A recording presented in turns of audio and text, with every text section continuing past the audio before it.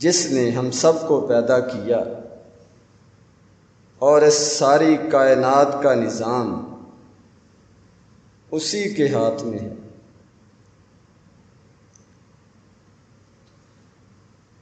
لاکھوں کروڑوں درود و سلام نبی آخر الزمان حضرت محمد صلی اللہ علیہ وسلم کی ذات گرامی پر، جن کو اللہ تبارک و تعالیٰ نے ہماری رشد و ہدایت کے لیے،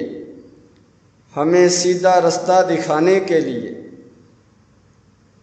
اپنا آخری رسول بنا کر بھیجا۔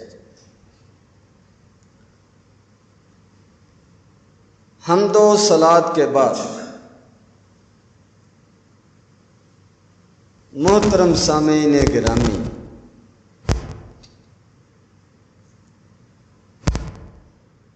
نبی کریم صلی اللہ علیہ وسلم نے اپنی امت کو، مسلمانوں کو قیامت تک کے لیے آنے والے لوگوں کو یہ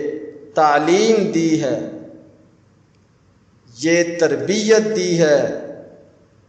یہ سمجھایا ہے کہ انہوں نے نبی کریم صلی اللہ علیہ وسلم کے صحابہ کرام کے بارے میں، آپ کی ازواج مطہرات کے بارے میں اور آپ کے اہل بیت عظام کے بارے میں اپنے دلوں کو صاف رکھنا ہے۔ ان کے بارے میں کسی قسم کا کینہ، بغض، نفرت اس کی گنجائش نہیں ہے۔ ہمارے لیے نبی کریم صلی اللہ علیہ وسلم کی ذات قابل احترام ہے اور آپ کی ذات کے ساتھ تعلق رکھنے والی ہر چیز قابل احترام ہے۔ تو صحابہ کرام کو صحابیت کا درجہ آپ کی وجہ سے ملا، ازواج مطہرات کو امہات المومنین کا درجہ آپ کی وجہ سے ملا، اہل بیت عظام کو جو مقام اور مرتبہ ملا وہ آپ کی وجہ سے ملا۔ تو نبی کریم صلی اللہ علیہ وسلم کے ساتھ تعلق رکھنے والے ہر فرد کی، ہر صحابی کی، ہر زوجہ محترمہ کی، ہر آل رسول کی محبت اپنے دل میں رکھنا، ہر مسلمان اس کو اپنے ایمان کا حصہ سمجھتا ہے۔ اور ان میں سے کسی کے ساتھ نفرت کا اظہار کرنا، گستاخانہ کلمات کا اظہار کرنا، ان کی شان و شوکت کو کم کرنے کی کوشش کرنا، یہ ایک مسلمان کا شیوہ نہیں ہے۔ ایک مسلمان جس طرح صحابہ کرام سے محبت رکھتا ہے، اسی طرح اہل بیت سے بھی محبت رکھتا ہے۔ یہ ناممکن ہے، ایسا ہو نہیں سکتا کہ مسلمان صحابہ کرام سے محبت رکھے لیکن اہل بیت سے نہ رکھے،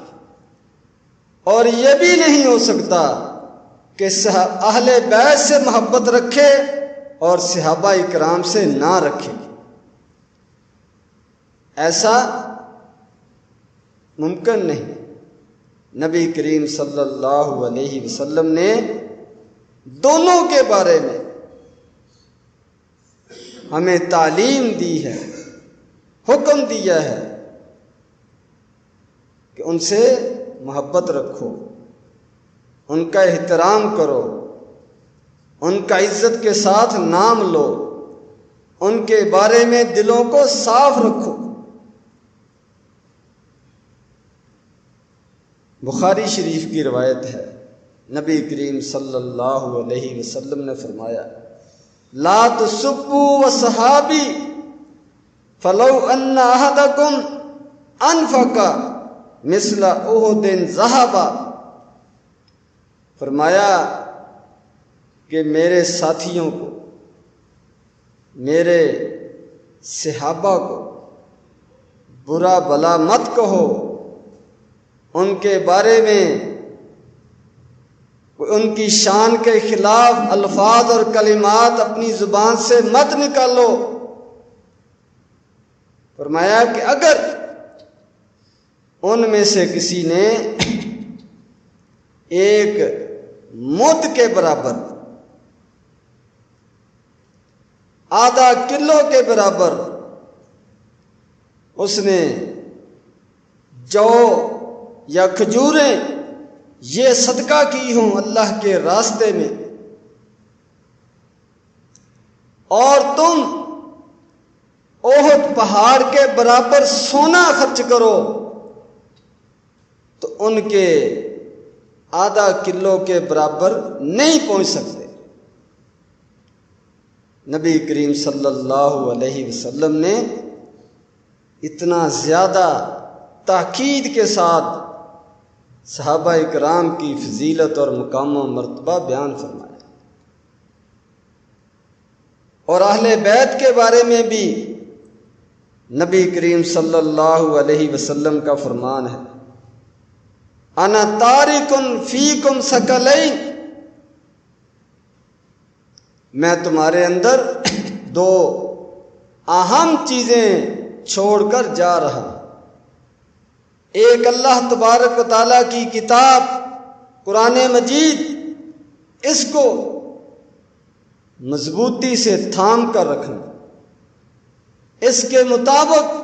اپنی زندگی گزارنا، اس سے ادھر ادھر ہونے کی کوشش نہ کرنا۔ اور دوسری روایت میں نبی کریم صلی اللہ علیہ وسلم نے فرمایا، ترکت فیکم امرین، تم میں دو چیزیں چھوڑ کر جا رہا ہوں، کتاب اللہ و سنتی، اللہ کی کتاب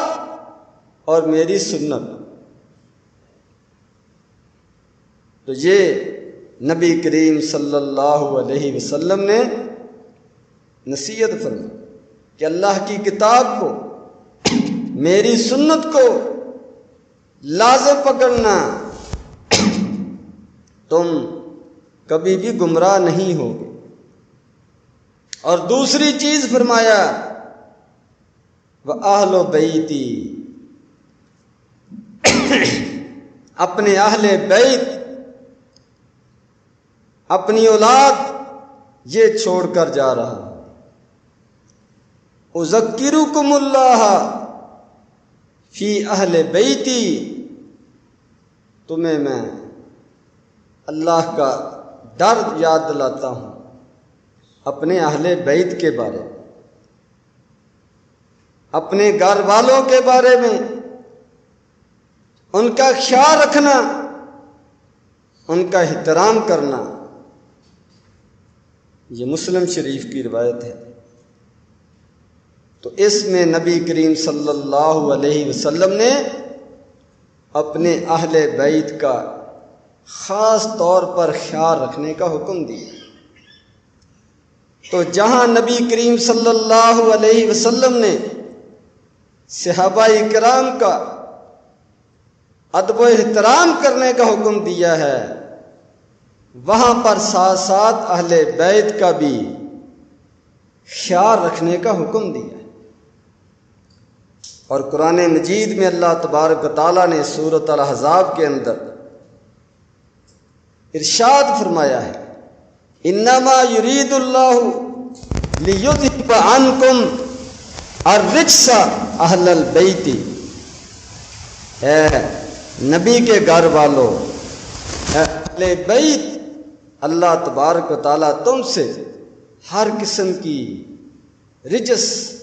آلودگی، گندگی، عقیدے کی، کردار کی، عمل کی، یہ اللہ تبارک و تعالیٰ تم سے دور کرنا چاہتے ہیں۔ وَيُطَهِّرَكُمْ تَطْهِيرًا، اور تمہیں پاکیزہ بنانا چاہتے ہیں، ہر لحاظ سے اعلیٰ معیار پر تمہیں لانا چاہتے ہیں۔ اس آیت میں بھی اللہ تبارک و تعالیٰ نے اہل بیت کا مقام اور مرتبہ بیان کیا ہے، اور اہل بیت کے اندر نبی کریم صلی اللہ علیہ وسلم کی ازواج مطہرات، آپ کی بیٹیاں، آپ کی بیٹیوں کی اولاد،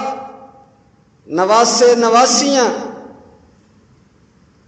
اور اسی طرح آپ کے دیگر رشتہ دار، آل جعفر، آل عقیل، آل علی، آل عباس رضی اللہ تعالی عنہم، ان کے خاندان،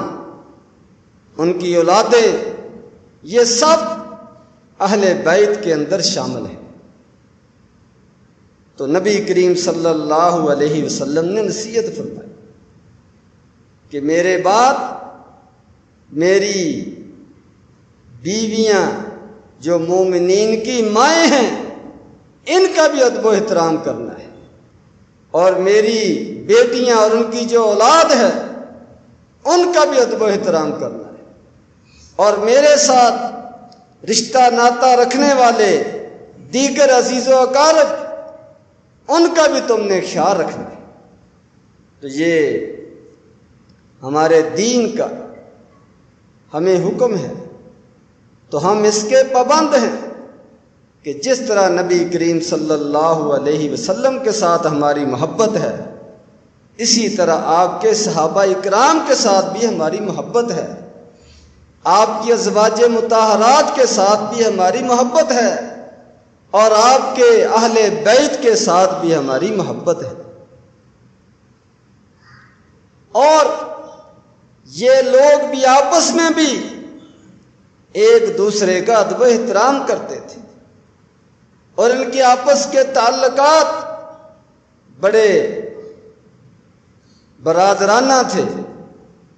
احترام والے تھے۔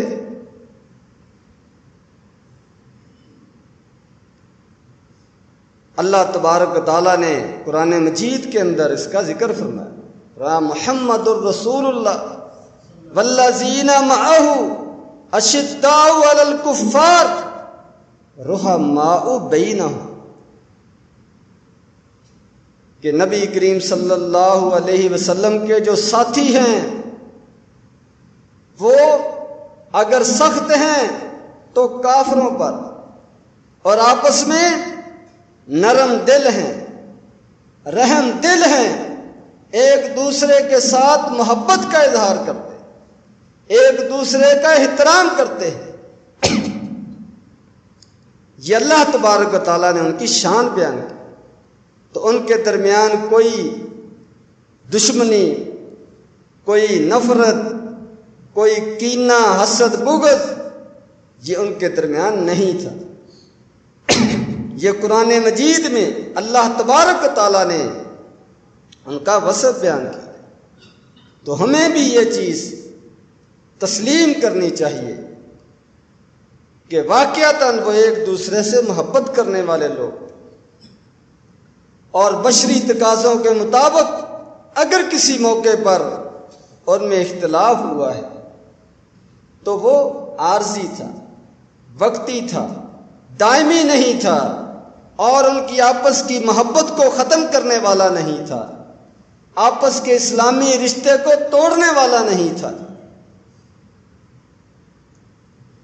اور اس کی بے شمار مثالیں موجود ہیں، اور ان میں سے ایک اہم مثال اور بڑی مثال کہ ان کے آپس میں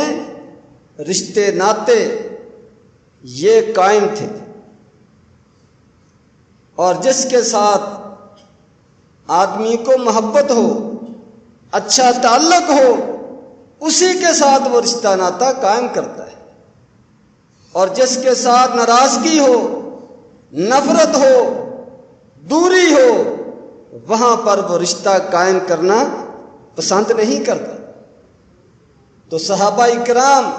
ابوبکر صدیق، سیدنا عمر، سیدنا عثمان، سیدنا علی رضی اللہ تعالی عنہم، اور ان کی آگے اولادیں، ان کا آپس میں بہت گہرا تعلق ہے، رشتہ داری ہے، ایک دوسرے کے خاندان میں ان کی شادیاں ہوئی ہیں، اور یہ بہت بڑی مثال ہے اگر کوئی سمجھنا چاہے کہ ان کا آپس میں تعلق بڑا برادرانہ تھا، اور خواہ خواہ ہمیں ان کے درمیان جدائی ڈالنے کی ضرورت نہیں ہے، اور اس کی وجہ سے آپس میں اختلافات میں پڑنے کی ضرورت نہیں ہے۔ ابوبکر صدیق رضی اللہ تعالیٰ عنہ کی بیٹی سیدہ عائشہ رضی اللہ تعالیٰ عنہ نبی کریم صلی اللہ علیہ وسلم کی زوجہ محترمہ،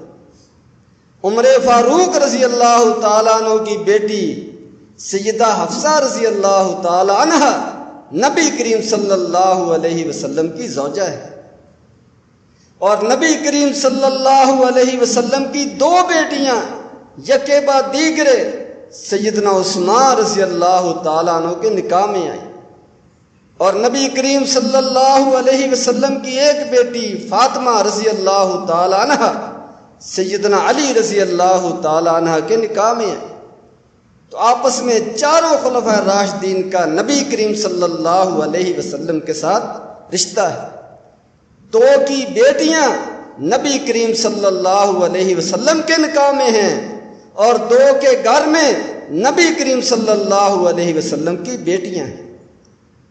اور اس کے بعد سیدنا علی رضی اللہ تعالیٰ عنہ کے بھائی جعفر رضی اللہ تعالیٰ عنہ جب غزوہ موتا میں شہید ہو گئے تو ان کی بیوہ اسماء بنت امیس رضی اللہ تعالیٰ عنہ ان کے ساتھ سیدنا ابوبکر صدیق رضی اللہ تعالیٰ عنہ نے نکاح کی۔ حضرت علی رضی اللہ تعالیٰ عنہ کے بھائی کی بیوی سیدنا ابوبکر صدیق رضی اللہ تعالیٰ عنہ کے نکاح میں آئیں، اور جب سیدنا ابوبکر صدیق رضی اللہ تعالیٰ عنہ فوت ہوتے ہیں تو اسی اسماء بنت امیس کے ساتھ سیدنا علی رضی اللہ تعالیٰ عنہ کا نکاح ہوتا ہے۔ پہلے حضرت علی کے ساتھ ان کے نکاح میں تھی، بعد میں ابوبکر صدیق کے نکاح میں آئیں، ان کی وفات کے بعد سیدنا علی رضی اللہ تعالیٰ عنہ کے نکاح میں آئیں۔ تو اس سے بڑی مثال اور کیا ہو سکتی ہے کہ ایک دوسرے کے ساتھ ان کا کتنا گہرا تعلق تھا۔ اگر ان کی آپس میں مستقل دائمی دشمنی ہو، نفرت ہو، جس طرح ہم سمجھتے ہیں کچھ لوگ، تو ان کو کیا ضرورت پڑی ہے کہ ابوبکر صدیق رضی اللہ تعالیٰ عنہ کی بیوہ کے ساتھ وہ نکاح کر رہے ہیں۔ اس سے آگے سیدنا عمر فاروق رضی اللہ تعالیٰ عنہ ان کے ساتھ سیدنا علی رضی اللہ تعالیٰ عنہ کی بیٹی ام کلثوم کا نکاح ہوتا ہے۔ یہ بہت بڑی مثال ہے ہم کے آپس کے تعلق کی۔ ابوبکر صدیق رضی اللہ تعالیٰ عنہ کی بیوہ کے ساتھ حضرت علی رضی اللہ تعالیٰ عنہ کا نکاح ہوا، حضرت علی رضی اللہ تعالیٰ عنہ کی بیٹی کے ساتھ سیدنا عمر رضی اللہ تعالیٰ عنہ کا نکاح ہوا، اور اس کے بعد ایک بہت بڑا رشتہ اگر اسی کو سمجھ لیا جائے تو بہت سارے وہ ہمارے جو تعصبات ہیں، تشدد ہے، نفرت ہے اور خام خواہ کی خلیج ہے، یہ ختم ہو سکتی ہے۔ امام جعفر صادق رحمہ اللہ وہ اپنے والد کی طرف سے سیدنا علی رضی اللہ تعالیٰ عنہ کی اولاد سے ہیں، ان کے پوتے پڑپوتے لگتے ہیں۔ امام جعفر صادق رحمہ اللہ سیدنا علی رضی اللہ تعالیٰ عنہ کے پوتے پڑپوتے لگتے ہیں اپنے والد کی طرف سے، اور اپنی والدہ کی طرف سے سیدنا ابوبکر صدیق رضی اللہ تعالیٰ عنہ کے نواسوں کے آگے اولاد، یہ ان کا رشتہ ہے۔ یعنی ابوبکر صدیق رضی اللہ تعالیٰ عنہ کی اولاد سے اور ادھر سے علی رضی اللہ تعالیٰ عنہ کی اولاد سے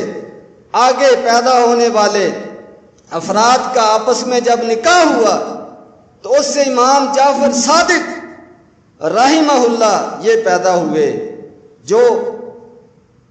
بہت بڑے اپنے وقت کے امام گنے جاتے۔ تو اس کے بعد سلسلہ ائمہ کا 12 امام جو مشہور ہیں،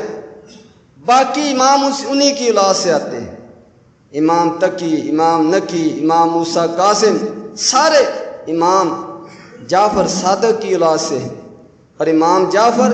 امام محمد باقر کا بیٹے ہیں۔ تو یہ سب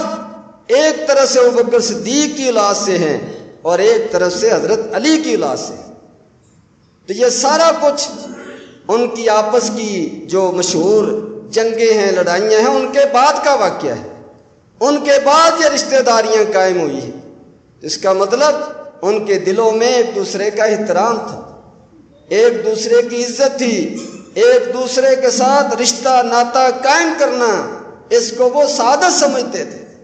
علی رضی اللہ تعالیٰ عنہ کا خاندان ابوبکر صدیق کے خاندان سے رشتہ قائم کرنا اپنے لیے سعادت سمجھتے تھے،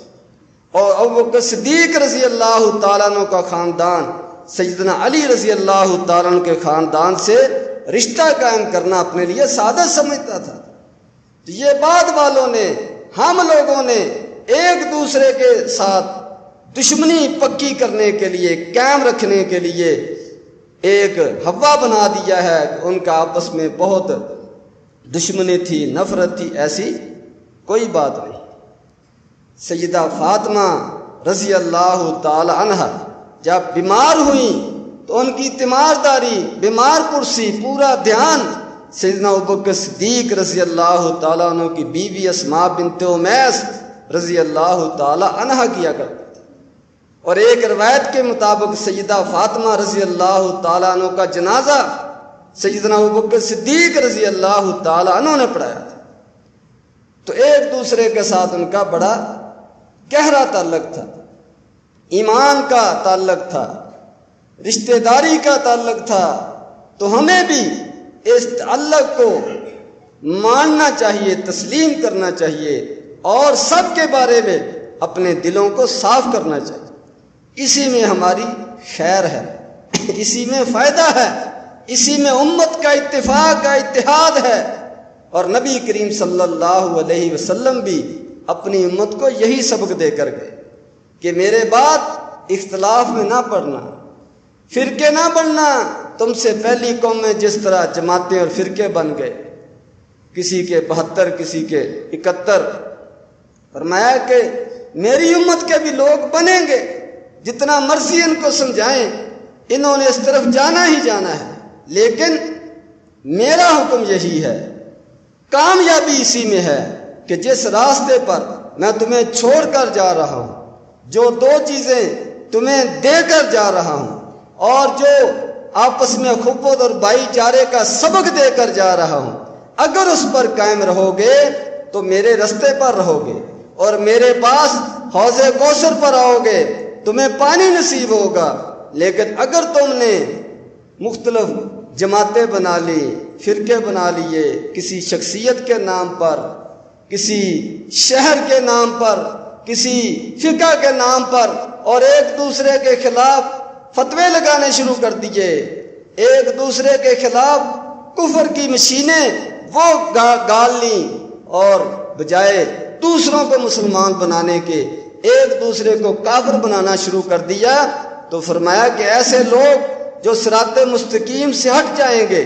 میرے بتائے ہوئے اور میرے صحابہ کے رستے سے ہٹ جائیں گے، یہ حوض کوثر پر میرے پاس نہیں آ سکیں گے۔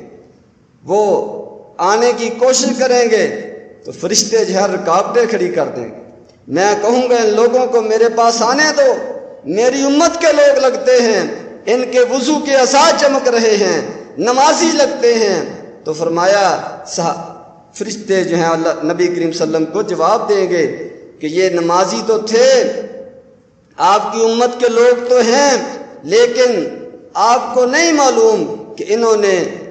آپ کے بعد دین کے اندر کیا کیا نئی نئی باتیں ڈالیں، کس طرح انہوں نے فرقہ بندی جو ہے اس کو اپنا مذہب بنا لیا اور اپنے اپنے طریقے اپنا لیے اور آپ کی سنت کو چھوڑ دیا، آپ کے راستے کو چھوڑ دیا، آپ کے دیے ہوئے قرآن کو چھوڑ دیا،